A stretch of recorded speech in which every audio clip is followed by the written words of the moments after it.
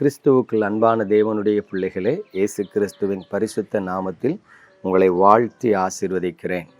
பிரியமானவர்களே, நமது ஜீவதுணி ஊழியத்தின் மூலமாக மாதந்தோறும் 4வது வாரம் கிருஷ்ணகிரி, தருமபுரி, திருவண்ணாமலை, காஞ்சிபுரம், ராணிப்பேட்டை, ஆற்காடு போன்ற மாவட்டங்களை மையமாக வைத்து கிராம ஊழியங்களை செய்து வருகிறோம். அந்த ஊழியங்களுக்காக ஜெபித்துக் கொள்ளுங்கள். அந்த கிராம ஊழியத்திற்காக நமக்கு ஒரு ப்ரொஜெக்டர் ஒன்று தேவைப்படுகிறது.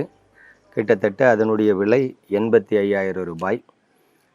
நீங்கள் விரும்பினால் அதற்காக கொடுக்கலாம் அல்லது ஜெபித்து கொள்ளுங்கள். கர்த்தர் உங்களை ஆசீர்வதிப்பார். இன்றைக்கும் நம்முடைய தியானத்திற்கு ஆதாரமாக சங்கீதம் 3ஆம் சங்கீதம் 6வது வசனத்தை பாருங்கள். எனக்கு விரோதமாக சுற்றிலும் படையெடுத்து வருகிற 10,000 பேருக்கும் நான் பயப்படேன். பிரியமானவர்களே, இந்த கிறிஸ்தவ வாழ்க்கை ஒரு உன்னதமான ஒரு வாழ்க்கை. ஆனால் நமக்கு கொஞ்சம் பொறுமை இல்லாவிட்டால் இந்த கிறிஸ்தவ வாழ்க்கையின் மகத்துவத்தை நாம் காண முடியாது. எப்படி என்று சொன்னால், தேவனுடைய பாதுகாப்புக்குள்ள தேவனுடைய ஆலோசனை பெற்று தேவனால் வழிநடத்தப்படுகிற ஒரு வாழ்க்கை தான் நாம் வாழ்ந்து கொண்டிருக்கிற இந்த கிறிஸ்தவ ஜீவியம். ஆனால் சில எதிர்ப்புகள் ஆவிக்குள்ளாக நமது உள்ளான மனிதனிலே பல போராட்டங்கள், சஞ்சலங்கள் காணப்படத்தான் செய்யும். ஏனென்று சொன்னால், இந்த உலகம் பொல்லாங்கனுக்குள் கிடக்கிறது. ஆகவே இந்த உலகமானது தேவனுடைய பிள்ளைகளுக்கு எப்பொழுதுமே எதிர்த்து தான் நிற்கும். ஒரு சாதாரண காரியத்தை பாருங்கள். ஒரு நாள் ஒரு வீட்டிற்கு ஜெபிக்க சென்றிருக்கிறேன். கணவன் மனைவி 2 பேரும் முகம் வேறுபட்டவர்களாக அமைதலாக இருந்தார்கள். என்னை ஜெபிக்க வர சொல்லி இருந்தார்கள். ஆனால் நான் சென்ற பொழுது அங்கே சூழ்நிலை வித்தியாசமாக இருந்தது. ஏனென்று சொல்லி விசாரித்தேன். ஒருவரை ஒருவர் அப்படியே பார்த்தார்கள். பிறகு நான் வீடுன்னா 1000 பிரச்சனை இருக்கும், என்னன்னு சொல்லுங்க, இல்லை அதை விட்டுருங்கன்னு. ஒன்றுமே இல்லாத ஒரு சிறு காரியம். அவங்க வீட்டில் இருக்கிற வாஷ் பேஷின் அதை அழகாக டிசைன் பண்ணி நல்ல ப்ளைவுட் ஒர்க் பண்ணியிருந்தாங்க. அது கீழே இருந்து நல்லிக்குள்ளே மேலே வருகிற தண்ணீர் எப்படியோ லீக் ஆகி கீழோடு ஒழுகி கொண்டு இருந்தது. அதை சரி பண்ணுவதற்காக அந்த ப்ளைவுட் ஒர்க் பண்ணியிருந்ததெல்லாம் கலட்ட வேண்டியிருந்தது. அது ஒரு கடினமான வேலை. அது நிமித்தமாக மனைவி சொல்லியிருக்கிறார்கள், நான் அந்த வேலை செய்யும் பொழுதே கை உள்ளே போகிற மாதிரி நல்ல ஸ்பேஸ் விட்டு செய்யுங்கன்னு சொன்னேன், நீங்கள் கேட்கல. அவர் கார்பெண்டர், அவர் வேலை ஈஸியாக முடிக்கணும்னு நினச்சி அவர் சொல்கிறது தான் நீங்களும் கேட்டீங்க அப்படின்னு சொல்லி மனைவி சொல்லியிருக்காங்க. அப்போ இவர் சொல்லியிருக்காரு, எந்த வேலையை செஞ்சாலுமே நீ உன் ஓட்டவாயை வச்சுக்கிட்டு புழுன்னு அதில் உன் கருத்தை திணிச்சிக்கிட்டே இருக்கா.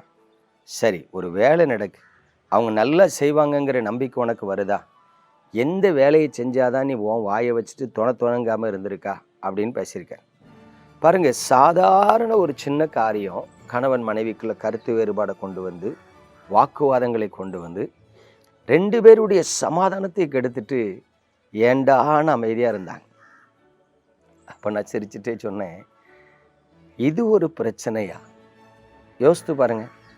காரணமே இல்லாத ஒரு காரியத்தை வச்சு கணவன் மனைவிகள் தங்களுக்குள்ள சண்டை போட்டு அவர்கள் சமாதானத்தை கெடுத்து கொண்டு இருந்தார்கள். அதுவும் ஒரு நாளின் காலை நேரத்தில் இந்த சண்டை ஆரம்பிச்சிட்டுனா உடனே சில நேரம் சொல்லுவாங்க, இவளை எதுக்குப்பா கல்யாணம் பண்ணேன், இவளை கெட்டின நாள்லேருந்து எனக்கு இப்படி தான், நிம்மதியே இல்லை. இவர் ஒரு வார்த்தையை விட்டுருவார்.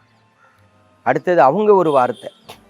யோசித்து பாருங்கள், ஒன்றுமில்லாத காரியம் இன்றைக்கு குடும்பங்களுக்குள்ள சமாதானத்தை கெடுக்குது. அதற்கு காரணம் என்னன்னா, ஒன்று, கிறிஸ்துவின் அன்பு நமக்குள் மேலோங்கி இராததினாலும், ஒருவர் செய்கிற தவறை மற்றொருவர் சகித்து கொள்ளாததினாலும் அங்கே சமாதானம் கெட்டு போகிறது. இதை எதுக்காக நான் சொல்றேன்னா, தேவனுடைய பிள்ளைகளின் வாழ்க்கையில் அவர்கள் சமாதானத்தை கெடுக்கிறதுக்கு பல விதங்களில் எதிர்ப்பு உண்டு. பொல்லாங்கனால், மனுஷனால், கூட பிறந்தவர்களால், வேலை செய்கிற இடத்துல சரீர பலவீனத்தை நிமித்தம், பொருளாதார நெருக்கடி நிமித்தம் பலவிதமான டென்ஷன்கள் வந்து நமது சமாதானத்தை கெடுக்க பார்க்கும். அப்பொழுதெல்லாம் தேவனுடைய பிள்ளைகளே, நீங்கள் மனதில் ஒரு அமைதல் இல்லாமல் எரிச்சல் அடைஞ்சிட்டீங்கன்னு வைங்களேன், அந்த நாள் மட்டும் இல்லை, உங்கள் சாட்சியும் கெட்டுப்போம். எனக்கு அன்பான தேவனுடைய பிள்ளைகளே, ஆகவே தான் ஆண்டவர் மிக தெளிவாக சொல்லுகிறார், தெளிந்த புத்தியுள்ளவர்களாயிரு. ஏன் இங்கே சங்கீதக்காரன் தாவீது சொல்றாரு பாருங்க, எனக்கு விரோதமாக என்னை சுற்றிலும் ஒரு பெரிய படையே எழும்பி வந்தாலும் நான் பயப்படேன்.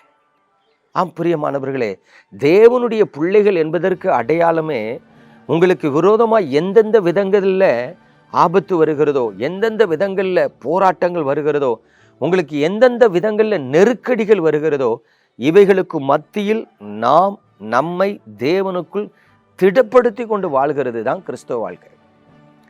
கடந்த நாட்களில் ஒரு தம்பிகிட்ட பேசிட்டு இருக்கும்போது சொல்கிறேன், அண்ணே, பக்கத்து வீட்டிலேருந்து ஒரு வாலிப்பில் வந்து உங்களை குறித்த நேரத்து ஒரு சொப்பனம் பார்த்தேன், இங்கே ஒரு ஆக்சிடெண்ட்டில் மாட்டி ரத்த கலனியாக கிடக்கிறத பார்த்தேன்னு சொல்லிட்டா. அவள் சொன்னதுலேருந்து எனக்கு மனசே சரியில்லைண்ணே, ஒரு மாதிரி பயந்துக்கிட்டே இருக்கேன் அப்படின்னா. நான் கேட்டேன், நீ ஏன் பயந்துக்கிட்டே இருக்கிற?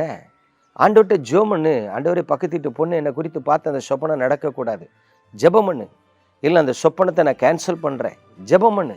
அப்படி இல்லைன்னா தேவ சமூகத்தில் போய் நீ ஒன்று ஆராய்ந்து பார். உங்ககிட்ட பாவம் இருக்கா, கீழ்ப்படியாமல் இருக்கா, உங்ககிட்ட தாறுமாறான வாழ்க்கை இருக்கா, தேவனை எரிச்சல் முற்ற வாழ்க்கை இருக்கா, அந்த ரங்கத்தில் பாவத்தை செஞ்சு பாவத்துக்கு அடிமையாக ஒன்று விற்று போட்டிருக்கியா, அதை சரி பண்ணு.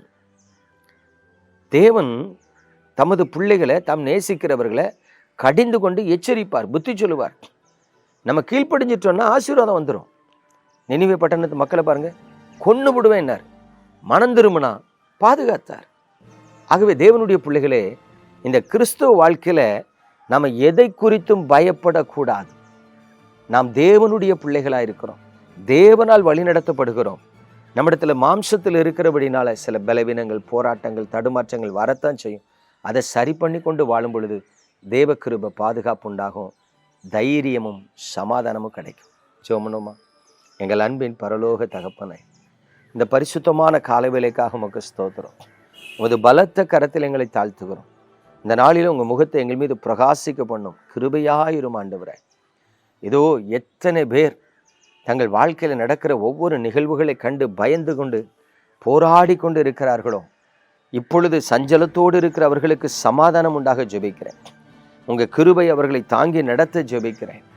அவர்களுக்குள் இருக்கிற எல்லா பயத்தையும் வேரோடு பிடுங்கி போடும்படி ஜெபிக்கிறேன். உங்கள் முகத்தை அவர்கள் மீது பிரகாசிக்க பண்ணி கிருபையாயிருக்க வேண்டுமாய் ஜெபிக்கிறேன்.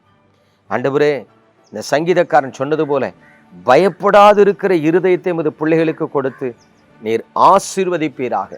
இயேசு கிறிஸ்துவின் அன்பின் நாமத்தில் பிதாவே, ஆமென்.